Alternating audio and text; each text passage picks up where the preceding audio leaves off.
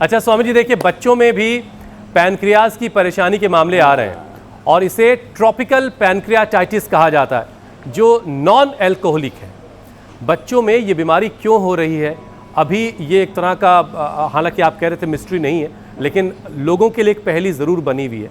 ये जानकारी लोगों को होनी चाहिए ताकि बच्चों के डाइजेस्टिव फंक्शन को बच्चों को दे देते हैं सर्दी जुकाम बुखार के लिए, और सिंथेटिक फूड, सिंथेटिक दवा, और बच्चों में नहीं स्वामी जी, बच्चों का पेट अक्सर गड़बड़ है और घर वाले इसको नॉर्मली देख रहे होते हैं कि यार थोड़ा मोड़ा गड़बड़ होगा, तो क्या डाइजेस्टिव फंक्शन का ठीक ना होना उसी दिशा की तरफ लेके जा रहा होता है? हाँ चल, इससे नमस्कार करते बाबा। देखो डाइजेशन की गड़बड़ होने से तो शुरुआत होती है। ये वैभव जब सूखने लगा तब पता लगा, तब पता लगा।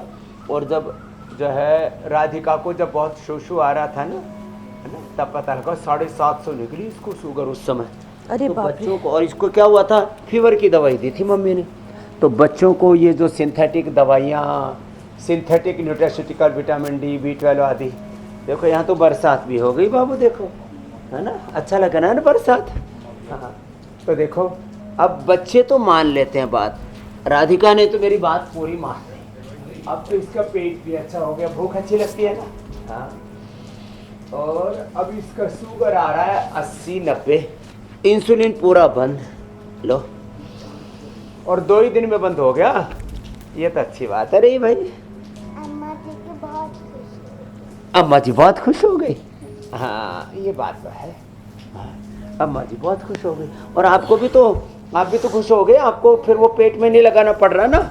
हाँ वो क्या पेट में क्या लगाते थे, इंजेक्शन, इंसुलिन, सुई लगाते थे, हाँ वो छूट गया देखो।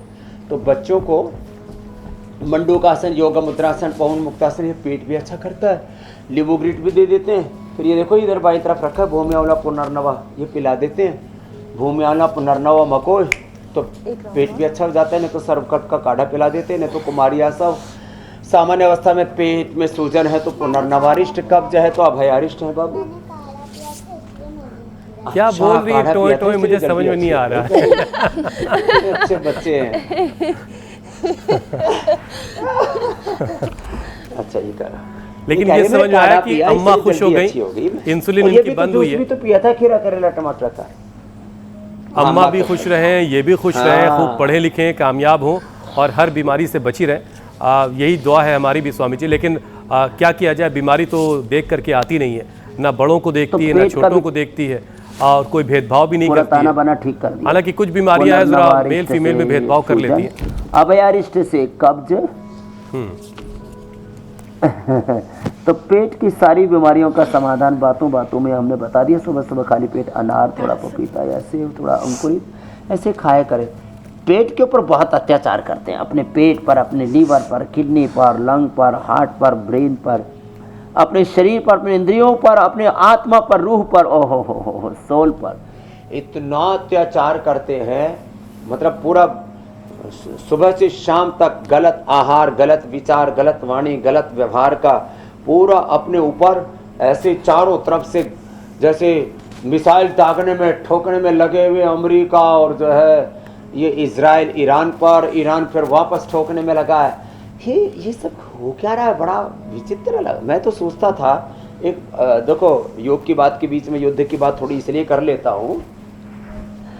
मैं 35-40 साल पहले सोचता था कि अब तो दुनिया बड़ी सभ्य हो गई है, अब युद्ध नहीं करेंगे, ये खून खराबा, एक दूसरे को मारना, ऐसे एक दूसरे को गली में मारे तो बोले गुंडा है, कोई और ज़्यादा बड़े रूप में करने लग जाए तो बोले गैंगस्टर है। ये अमेरिका क्या कर रहा है, ये इजराइल क्या कर रहा है, ये रसिया क्या कर रहा है, ये यूक्रेन क्या कर रहा है, ईरान आपस में ये सब क्या कर रहे हैं, हमारा पड़ोसी देश भी पाकिस्तान बीच बीच में क्या करता है।